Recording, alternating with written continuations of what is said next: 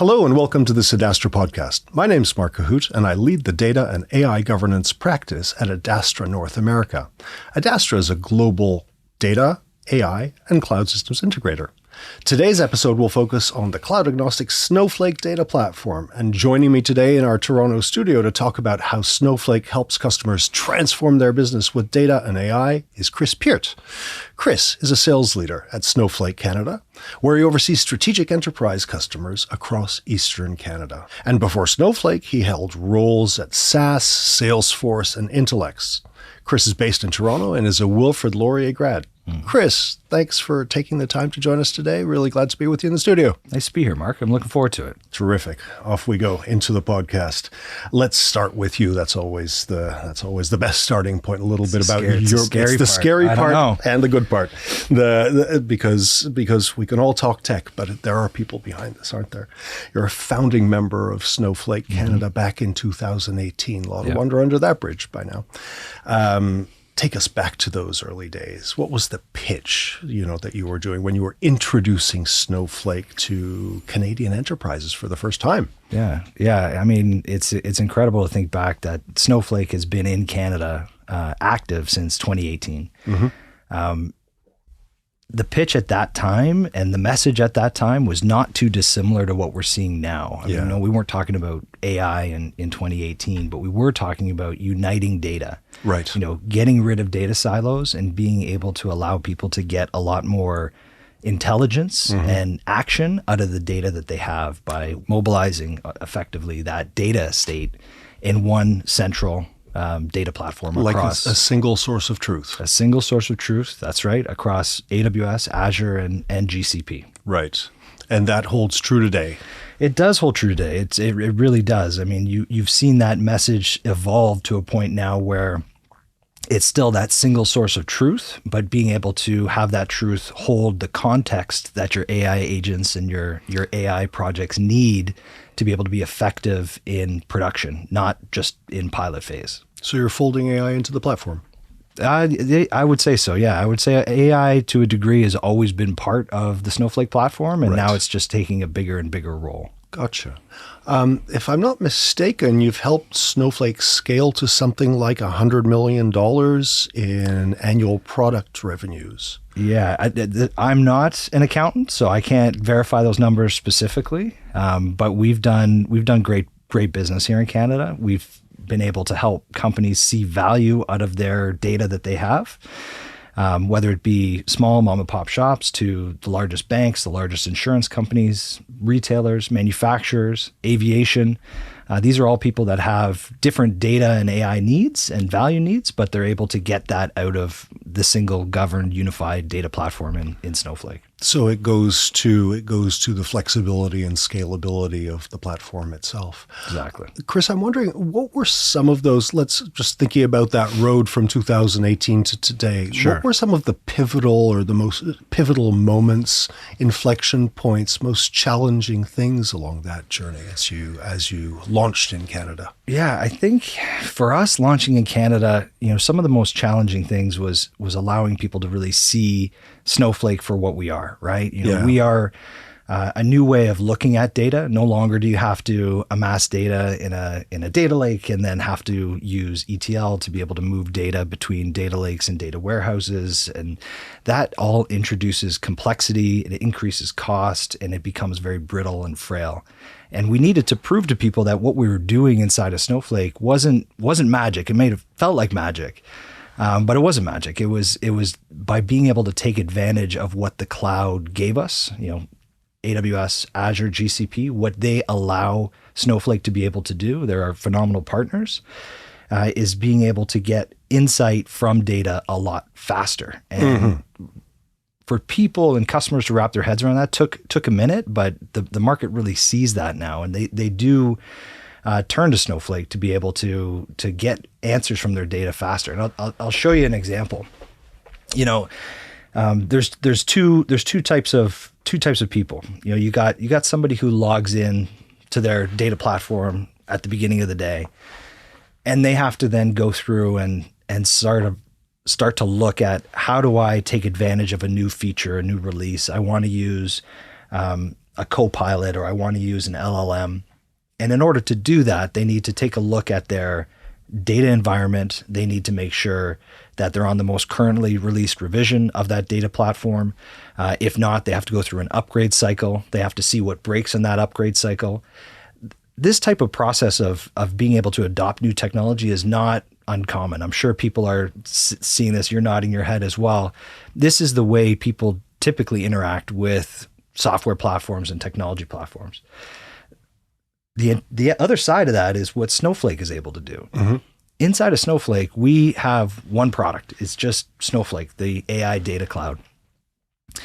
And customers are able, when they log in the morning, they're able to say, oh, I want to take advantage of Snowflake Coworker, for example. Well, it's there for them to use. Once it's available in private preview or public preview or GA, it's just there. There's no managing upgrades. There's no trying to worry about hardware and brittleness and cutovers. It's just there, and they can use it if they get value out of it. And it's being able to use it inside of their secure, governed platform, which is Snowflake. So a whole control layer in there as well to make sure that the data is fit for purpose and controlled the way it needs to be, I suppose. Yeah, 100%. Chris, let's turn to enabling business transformation with AI, right? So building on that data, and yet part of a unitary platform, let's set the stage a little bit about Snowflake's core AI services to help the audience understand two of them in particular. Sure. I wonder if you could explain the relationship between what you mentioned, I believe Snowflake Coworker and Cortex. Yep. How do you explain that to customers? Yep. Yeah, it's a good question, Mark. I mean, Snowflake Coworker is the knowledge worker interaction with Snowflake. Mm-hmm. An interface. It's an interface. It's a front end. It's clean. It allows people to ask questions and get answers back very, very quickly. That is the logic and the front end version of Snowflake, and it's Snowflake Coworker. Cortex is the brain that sits underneath Snowflake Coworker. So Cortex does the routing, the appropriate routing. When a business user or a knowledge worker asks a question, does Snowflake Cortex structure a SQL command that then goes and retrieves the data for that answer and then serves it back to the person? Or does that data then actually live in unstructured data? And Snowflake Cortex is using vector embeddings to be able to pull data out of that unstructured data to be able to service that knowledge worker. But at the end of the day, what we're trying to do here is we're trying to make sure that knowledge workers increase their speed to insight, even more so than before, by being able to get them the answers that they need in one single simple chat interface. Gotcha. So we're talking about I guess that's a real manifestation of fast go-to-market time and speed to insight. That's right. Ready to go tools. Let's talk about that Coworker. When a business user sits down with Snowflake Coworker for the first time, give us a sense, Chris, maybe narratively, just experientially, what they can do now that they couldn't do before. Yeah. Look, I think every knowledge worker that's listening to this podcast right now, or folks that are managing data teams, you have probably the most perfect, beautiful dashboards in the world, right? Mm-hmm. And the idea is, how do you have these dashboards and reports to answer all the potential questions that a business user or a knowledge worker may have? The fact of the matter is that's just an impossible goal to shoot for. And the way that Snowflake works now is if you're sitting there as a knowledge worker, you're going to have questions. Every time you get an answer, whether it be a chart or a dashboard or report, you're probably going to have 3 to 5 more follow-up questions. And traditionally, that then requires an email off to a different data team, an engineering team to then go pull that data, develop that data pipeline, cleanse it, allow it to be in an answer-ready format, and then emailed back to you. By the time you get the answer back, you've probably forgotten why you even asked the question. Sounds like a data delivery bottleneck waiting to happen. 100%, right? And this way with Snowflake Coworker, you have the ability to, sure, you can look at dashboards and reports, but those questions that those dashboards and reports start to form for you, you're going to be able to ask those questions through Snowflake Coworker and be able to get answers immediately, so you can test hypothesis and be able to react very quickly to the framework on the ground. So you can really follow business intuition, curiosity and Absolutely. and drill down in ways as they come to you, as you're thinking about your constant business problems. Yeah, I mean, think about it like this. There's a company, Fanatics. Have you ever heard of Fanatics before? No, I haven't. Fanatics, an unbelievable global sports brand, right? And what they do is they do sports marketing, merchandising, product for F1, for NBA, for tennis. The majors. And the example I'm going to use is they're doing it for the NHL. Mm-hmm. And if you think about what they're trying to do, they're collecting 2 billion signals every single day of what individual consumers of sports brands are like and what they don't like, and how do you to take advantage of the attention that you have from those users. So I'm a user. We're here in Toronto, Canada right now. Fanatics knows how best to market to me. And when we're recording this podcast right now, it's the Eastern Conference and Western Conference finals in hockey. They know me as a person based here in Toronto, that it's my nightmare to see potentially the Habs in the Stanley Cup Finals playing against Mitch Marner's Vegas Golden Knights. Mm-hmm. So they're understanding that as the conditions change for an individual consumer of sports memorabilia and paraphernalia, how best to use that to their advantage to be able to maximize revenue from me as a consumer, or from the entire GTA as consumers, as we sit there in horror and watch what's about to happen in the Stanley Cup Finals. Habs, by the way, go Habs. I'm okay with the Habs. I think there's a thin red line running through what you're telling us, Chris, and it really is about agility, right? It's about leveraging data and AI. Excuse me. As really a strategic asset, mm-hmm. right? And finding competitive advantage from ability to react by pulling insights from it. Mm-hmm. I'd love hearing the stories from the trenches. I wonder if I might draw you out on any more use cases that you might have come across out there that really made you think, this is why we built this. You know what I mean? No, 100%. I mean, it's just the sheer scale of what people are able to do with Snowflake Coworker, with the ability to detect signals in data. I'll give you another example. There's a customer of ours, a Canadian company, an unbelievable Canadian cybersecurity company named eSentire. Mm-hmm. And eSentire is collecting 20 petabytes of data a day of specifically cybersecurity network traffic and infrastructure data. Right. And those 20 petabytes, they're giving to their threat detection agents to be able to understand, are there any nefarious actors inside of a network or trying to breach a network?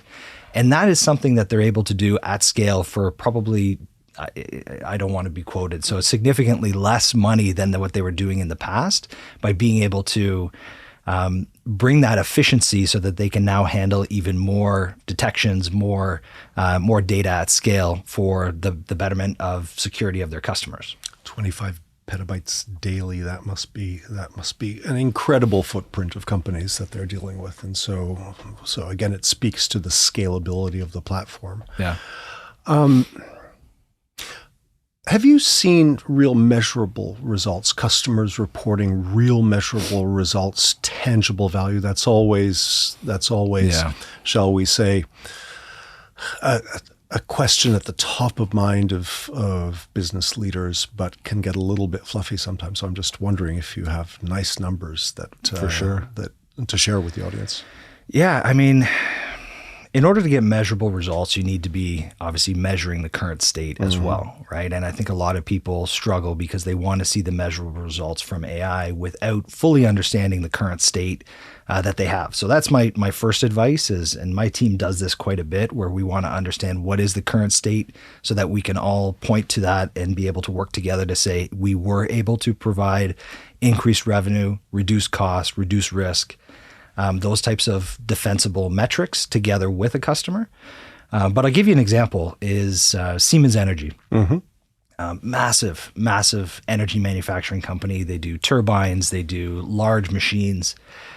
They had over 800,000 technical documents. That's huge. 800,000 technical documents that they needed to ramp new knowledge workers on in order for them to be effective. Mark, it actually took a new knowledge worker about 7 years of nonstop reading in order to get that information into their own minds, let alone whether they're even retaining it. This is a company that's been around for forever, and the institutionalized knowledge is just massive. And what they did is they actually loaded all of that unstructured document text into Snowflake. They use Snowflake Coworker to be able to have new users, new knowledge workers who are out fixing machines, developing new turbines. When they run into problems, they can utilize that institutional knowledge, those 800,000 documents, to be able to come to an answer faster for the betterment of Siemens Energy as well as their customers. So that's an example for you. I think it's fun that you mentioned Siemens because there's an old sort of MBA saying that was all about knowledge management, and it's actually Siemens doesn't know what Siemens knows. Now it sounds like with Snowflake, Siemens knows what Siemens knows. That is something I've never heard before, Mark, but I love it. You can, I'll send you the bill for the royalties. And Chris, what you're talking about there with Siemens is also very germane to AI-driven transformation, right? Because so much knowledge. As data managers, we often focus a great deal on structured and semi-structured data, but there's so much out there in terms of documents that can be completely dark. I think that the potential to be able to index, explore documents, unstructured data is really a new frontier that needs a lot of technological support. Yeah.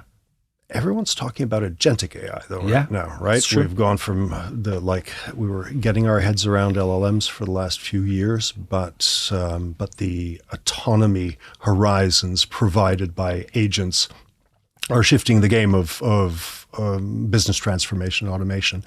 Tell me, how's Snowflake thinking about agents, automation, and autonomous workflows? Yeah. I mean, it's incredible, and the big difference is you have Gen AI, which is your ability to get answers to questions and your ability to ask why.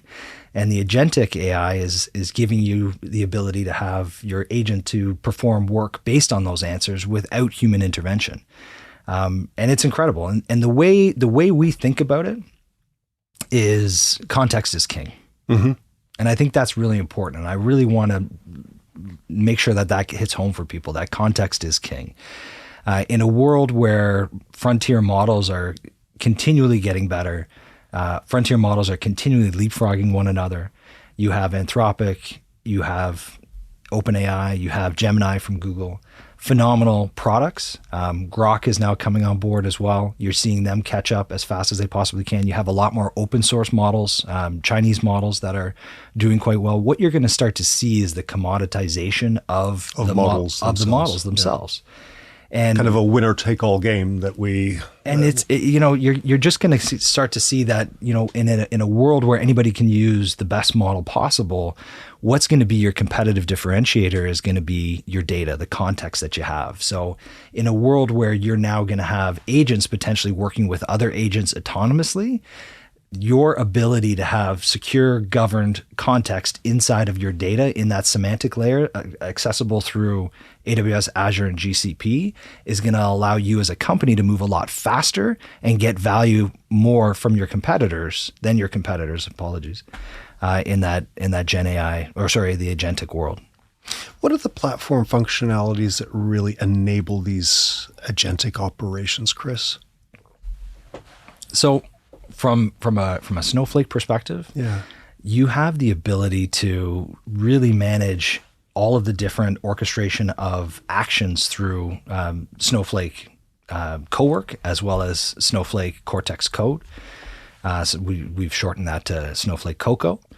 And what you're now able to do is launch commands and be able to use that same sort of knowledge work interaction, question, answer, question, action, to be able to work with MCP servers in other applications, whether it be Google or Workday or Salesforce or other ServiceNow, for instance, SAP, and being able to perform actions. I actually think there's a world now where if you start to look forward, there is a world where you have a supply chain agent working inside of a retailer that's noticing a potential product shortfall inside of their own supply chain, inside of that retailer.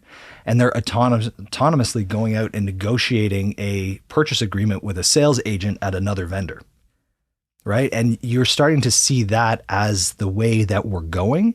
I'm not aware of anybody that's there yet, but I can see that on the horizon. And I'm in conversations where people are talking about this. And in that sort of reality, if your data is not in one single place, if your data is not governed and secure, if that context layer isn't there, it'll break. It'll break, right? And that's where it'll break, or you won't be able to take advantage of that. And the people who do take advantage of that are the people that are going to be able to win.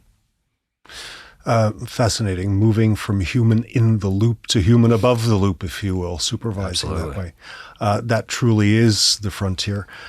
Let's turn from, thank you for this sort of deep dive into agentic operations and how a unified platform and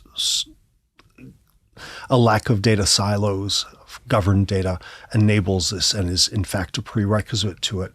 Let's turn away from the technology and let's turn to relationships with customers and how you partner with them, because I'd love to pick your brain on the fact that your career spans other major companies like SaaS, Salesforce, as well as your success at Snowflake. So I take that you've built and grown very long-term partnerships and relationships with clients. Chris, what have you learned about making a great customer relationship? What makes for a great customer relationship between a partner like Snowflake and people using it to let the rubber hit the road? Honestly, Mark, it comes down to trust. Yeah. Nobody is going to sell anybody anything. It's impossible. Customers will buy software. They'll buy outcomes. Yes. And I'm not in a position to magically influence somebody to do something that they're not willing to do. I am in a position where I get to do these transactions quite often, and I respect the fact that the customer on the other side is probably somebody who does not buy software as much as I provide software as a service to customers. So they are putting their career, their reputation, at risk. On the They're line. making a bet, and they need to understand that the person sitting across from them, myself, my team, that we have their personal and professional best interests at heart, and that's what we really need to focus on. There's a lot of different ways that we can do that, but it comes down to ensuring that if they're going to work with us, that it is going to be beneficial for them both personally and professionally. At the end of the transaction. Sounds to me as though you become an extended member of their team almost. We try to advisor. be. We try to be, right? And we try and earn that trust every single day, right? We want them to see that, when they spend $1 on Snowflake or with my team and I, they get $10 in return, because then they're going to willingly want to spend $10 so that they can get $100 in return. What can we do next? And then let's keep that going so that they're constantly getting outsized value for the relationship and the investments that they're putting into the platform. Now that AI has become so central to the Snowflake story, how are these customer conversations changing, Chris? Well, I mean, right now, what we're able to do is really showcase even how Snowflake is using AI, right? I see ourselves being able to show up, the talk, so to speak. 100%. We're able to show up to meetings incredibly well prepared, and show our customers how we are able to reach that through Snowflake Coworker. Understanding what their pain points are, what their problems they're trying to solve, based on being able to synthesize and condense a vast amount of knowledge into a conversation. That's where we're starting to see this change and very rapidly start to show them how we can affect that change inside their own organizations in 90 to 180 day sprints. Does this apply to organizations of all sizes? You talked about mom and pop shops and then S&P 500 size organizations kind of thing. Yeah. And I imagine you talk to both, the enterprise grade clients and fast growing tech companies, startups that are scaling like all get out kind of thing. Do you see patterns in who's getting real value, who's extracting most value from data and AI platform investment? That's a good question. I think for me, the folks that are willing to take a risk, willing to fail, and learn from that failure, life's full of failure, right? We fail all the time. It's impossible to get through life and through business without failure. I have lots of, meetings and clients that don't work out at the end of the day. Yeah. That happens. But the folks that are able to endure that failure and be able to learn from it are the ones that are getting the value fastest. In Canada, I'm a Canadian, like I said, born and raised here in Toronto. We are constantly being more cautious than the rest of the world. And we point to things like regulatory requirements, and we point to other issues where we justify our reason for being cautious.